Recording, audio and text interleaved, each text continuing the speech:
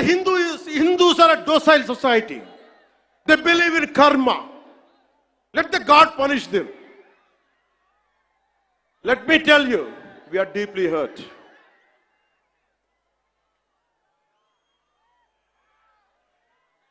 అంటే వీళ్ళు ఎవరినైనా ఏదైనా తిట్టొచ్చు, కానీ మనకు బాధపడే హక్కు లేదు, బాధని వ్యక్తపరిచే హక్కు అంతకన్నా లేదు. భారతదేశంలో సెక్యులరిజం అంటే హిందూ ధర్మాన్ని దూషించు, అపహాస్యం చేయి, అన్య మతాలను వెనకేసుకొస్తే అది true secularism according to the so called pseudo secularist. The so-called secularists is what they say. You abuse Sanatana Dharma. Not even a word against Islam, not even a word against Christianity. You won't dare to do it. That's the definition of secularism for you people. దశాబ్దాలుగా చూస్తున్నాం, ఇదేం కొత్త కాదు. చట్టాలు కూడా పనిచేస్తాయా? చట్టాలు కూడా ఎలా పనిచేస్తాయంటే సనాతన ధర్మాన్ని పాటించే వారిపై వైపు నిర్దాక్షిణ్యంగాను, సనాతన ధర్మం పాటించే వారి వైపు చట్టాలు ఎలా పనిచేస్తాయంటే నిర్దాక్షిణ్యంగా పనిచేస్తాయి. అన్య ధర్మాలు పాటించే వారిపై ఎక్కువ మానవత్వం, దయ చూపిస్తారు. ఇంకా దూషణ చేసే వారికి కోర్టులు రక్షణ కల్పిస్తాయి. అయిన వాళ్ళకి ఆకులు, కాని వాళ్ళకి కంచాలు. ఇప్పుడు అది కూడా పోయింది, ఆకులు కూడా పోయింది, చేతుల్లో పెట్టి నాక్కోమంటున్నారు సనాతన ధర్మం ప్రాక్టీస్ చేసేవాళ్ళు. ఇదన్నా సరదాగా చెప్పట్లా. ఈ స్టేట్మెంట్ని సబ్స్టాన్షియేట్ చేయడానికి చిన్న ఉదాహరణ.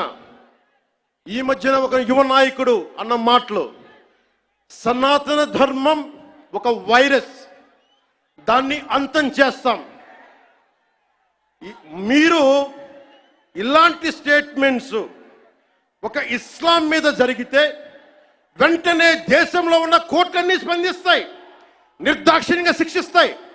కానీ సనాతన ధర్మాన్ని బూతులు తిట్టండి, శ్రీరామచంద్రమూర్తిని పాదరక్షలతో కొట్టండి, అమ్మవారిని తిట్టండి, సరస్వతి అమ్మవారిని ఏదైనా చేయండి, ఒక్క కోర్టులు భయపడతాయి కోర్టులు కూడా.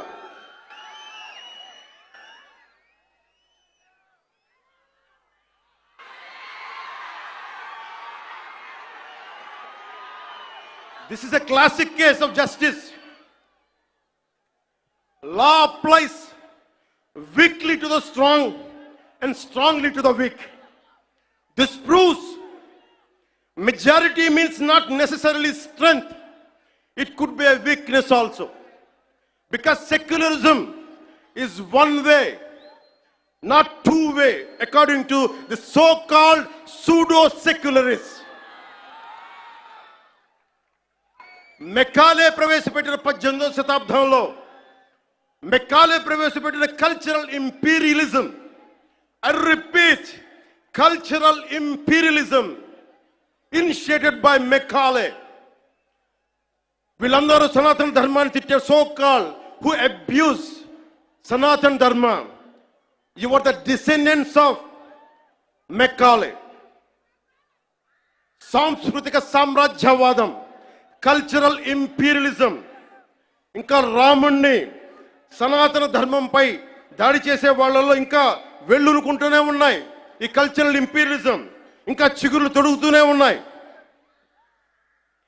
సనాతన ధర్మం మీద, హిందూ దేవతల పైన దాడి చేసే సెక్యులరిస్టులకి అగ్రరాజ్యాల్లో ఉండే in God we trust, God save the king, so help me God అని రాసే పశ్చిమ అగ్రరాజ్యాలు కనిపించవు.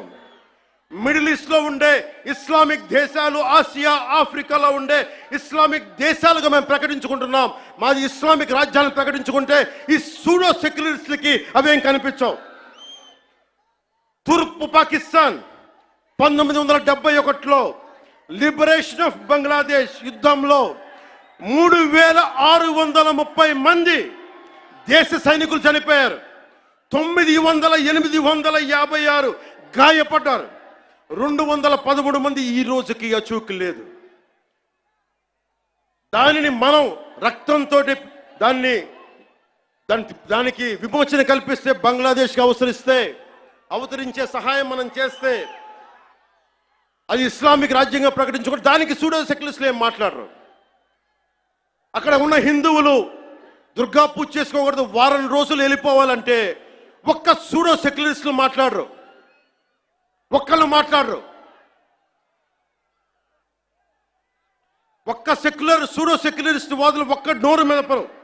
ఎందుకంటే నోరెత్తకూడదు, నోటికి తాళాలు వేయడానికి చట్టాలు ఉన్నాయి. మనం చెప్పామనుకోండి, మనం మాట్లాడకూడదు, మన నోట్లు లాక్ చేయడానికి తాళాలు ఉన్నాయి, చట్టాలని.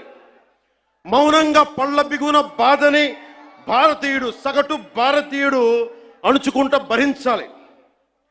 దీనికి కారణాలు అనేకం. మొదటిది, మన సమాజంలో ఐక్యత లేకపోవటం, కులాలు, సాంస్కృతిక ప్రాంతీయ విభేదాలు ఉండటం, పిరికితనాన్ని మంచితనం అనుకోవటం, చేతగానితనానికి సహనం అని పెట్టుకోవటం భారతదేశ సంస్కృతిలో మూల లక్షణాలు అయిపోయినాయి. When anyone says from Kashmir to Kanyakumari, whoever are abusing Sanatana, they're getting away with it. Only and because of the reason is in Bharatiya society, in Bharatiya landscape,